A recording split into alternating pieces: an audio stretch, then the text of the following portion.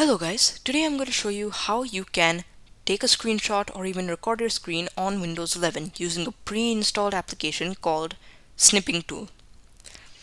I have it pinned to my taskbar here, but you can also find it in your start menu if you look for Snipping Tool.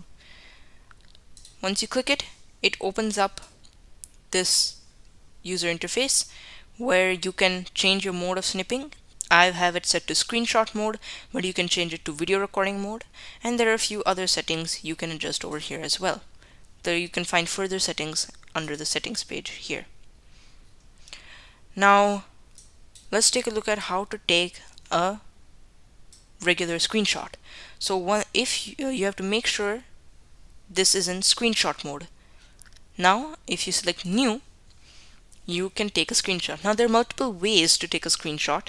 You can take a rectangular screenshot, which is what I've selected now, where you can just select a rectangular area of the screen. It takes a screenshot, and now you have the screenshot open here.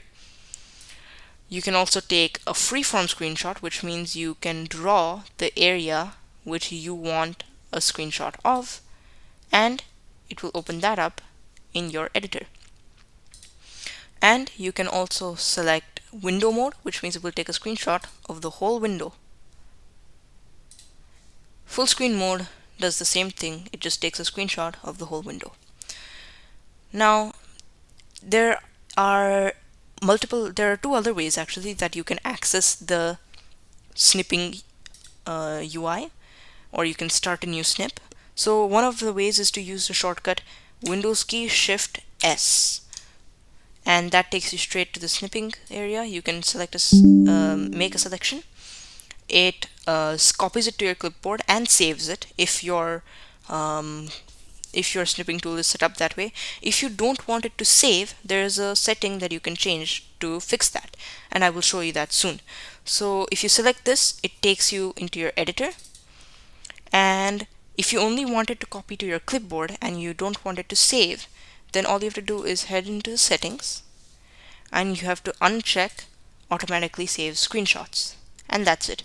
There are a few other settings here that you can also adjust if you need them. You can change the app theme, you can add a border to each screenshot, and other things.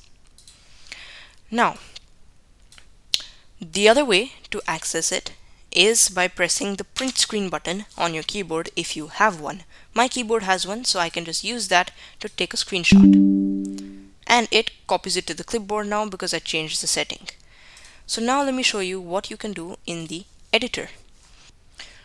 So here you can edit the image, you can draw on the image like this. You can say, oh okay, this is a house, and let's say you don't like your strokes, then you can erase them using the eraser tool. You can even erase the whole canvas. Let's say you have made too many strokes and you don't want to go through erasing them all. Let's say there's small dots that you may not be able to erase very easily. You can just select eraser and select it twice and say erase all ink.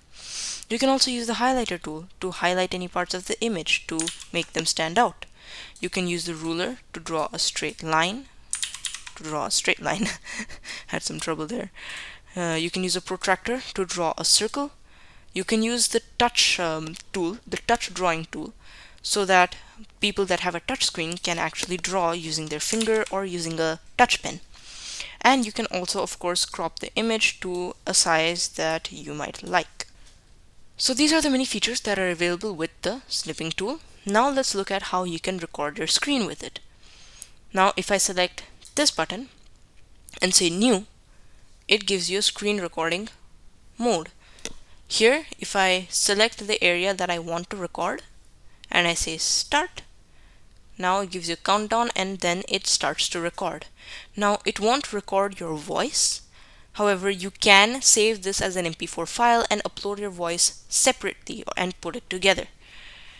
Now let's say I switch windows, I can just open up Microsoft Edge, and here you go, the recording still continues and the windows switch.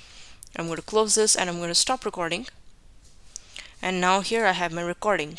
My voice, as I said, was not captured, but you can add your voice separately. Now this has saved it, and as you can see, the window switch is captured, and Actually, this has not saved it yet because it has not been set to automatically save. If I want to save it, I will select this button here, save as, or I can copy it, but copying the video won't really be a good idea. Generally, you would want to save the video.